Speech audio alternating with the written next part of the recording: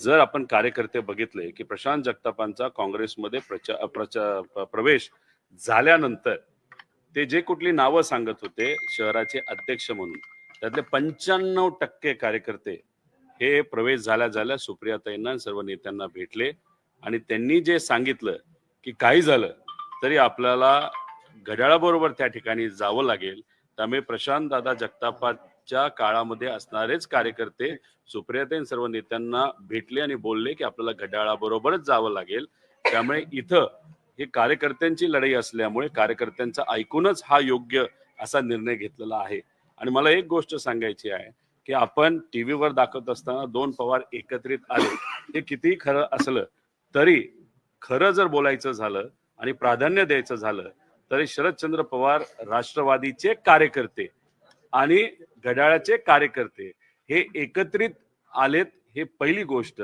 आणि त्यांच्यासाठी हे निवडणूक योग्य पद्धतीची व्हावी आणि बलाढ्य शक्तीच्या विरोधात लढणं ते सुद्धा महानगरपालिकेमध्ये सोपं जावं यासाठी हा पूर्णपणे निर्णय घेतलेला पुणे आहे. आणि पिंपरी चिंचवड व्यतिरिक्त आणखी कुठे कुठे दोन्ही पक्ष एकत्र येत आहेत पुणे आणि पिंपरी चिंचवडच्या शिवाय? वेगवेगळं समीकरण वेगवेगळ्या शहरामध्ये त्या ठिकाणी आहे. तुम्ही जर बघितलं असेल टीव्हीवर बघत असताना एकनाथ शिंदे साहेब आणि अजितदादा याच्यामध्ये कुठंतरी काही गोष्टी पटत नाहीत अशी अनेक वेळा आपण चर्चा ऐकलेली आहे. पण नाशिकमध्ये अजितदादांचा पक्ष आणि एकनाथ शिंदे साहेबांचा पक्ष एकत्रित आलेला आहे.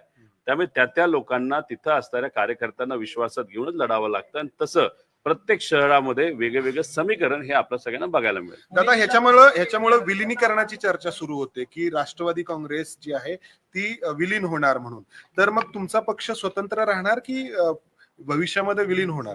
बघा, महानगरपालिकेचे इलेक्शन आज या ठिकाणी आहे आणि विलिनीकरणाचा प्रश्न विषय हा जर चर्चेत तिथं असला असता तर अख्ख्या महाराष्ट्रामध्ये आम्ही युती तिथं केली असती. पण तसं काही झालेलं आपल्याला दिसत नाही. तिथं फक्त पुणे आणि पिंपरी चिंचवड मध्ये तिथं असणाऱ्या कार्यकर्त्यां पदाधिकाऱ्यांनी हा घेतलेला निर्णय आहे.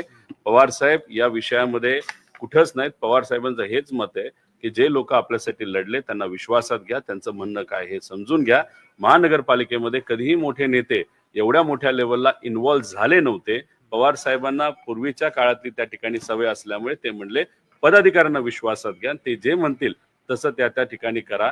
आणि तसंच वेगळ्या शहरांमध्ये वेगवेगळं समीकरण हे आपल्याला बघायला मिळतंय. पण पुणे आणि पिंपरी चिंचवड मध्ये घड्याळ आणि तुतारी हे एकत्रित लढताना आपल्या सगळ्यांना बघायला उद्या शेवटचा दिवस आहे. म्हणजे आजच खरं तर बऱ्याच गोष्टी फायनल होतील. एबी फॉर्म हे आमच्या पक्षांकडनं आमच्या कार्यकर्त्यांना त्या ठिकाणी दिले जातील, घड्याळकडनं घड्याळच्या कार्यकर्त्यांना दिले जातील आणि उद्या दुपारी आपल्या सगळ्यांना किती जागा आम्हाला मिळाल्या याच्याबद्दल स्पष्टपणे काही गोष्टी जागा वाटपाचा फॉर्म्युला ठरलेला नाही ठरलेला आहे. तो फक्त प्रेसला सांगितलंच पाहिजे असं कुठं सांगितलेलं नाही. आत्ताच हा प्रश्न विचारला गेला, त्याला उत्तर पण आम्ही दिलेलं आहे. दादा, तुम्ही ज्या पद्धतीने अजित पवार यांच्यावर सत्तेत गेल्यानंतर टीका करत होता, तुमच्यासोबत एवढे कार्यकर्ते होते, तुमच्याच पक्षातले अनेक कार्यकर्ते आता नाराज होत आहेत की मग जिथे तिकीट भेटायचं होतं तिथं अजित पवारांचा क्लेम आहे. अनेक ठिकाणी असे प्रॉब्लेम निर्माण झालेले आहेत. कार्यकर्ते खासगीत हे सांगतात की आता विलाज नाही, मात्र आम्हाला लढावं लागतं. आता हे मीडियाला कदाचित खासगीत सांगत असतील, पण 100 कार्यकर्ते जे कोणी पुण्यात होते आणि पिंपरी चिंचवड मध्ये होते त्यातले 95 कार्यकर्ते जे लढायला इच्छुक होते त्यांनी येऊन आम्हाला हे सांगितलेलं आहे एकत्रित या.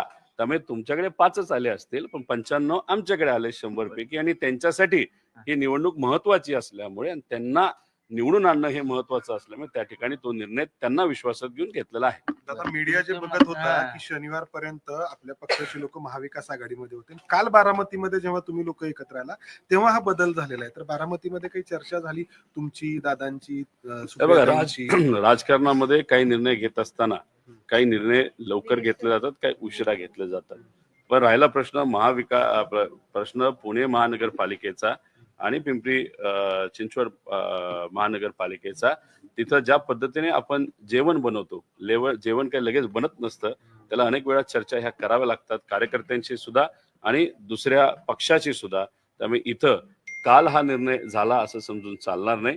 हे अनेक दिवस विविध चर्चा करून कार्यकर्त्यांशी चर्चा करून हा निर्णय त्या ठिकाणी घेतला गेला. महानगरपालिकेनंतर जर तुमची सत्ता आली दोन्ही राष्ट्रवादी, तर तुम्ही महायुती सोबत जाणार नाहीत का? म्हणजे ठाम असणार आहे का या सगळ्या गोष्टी?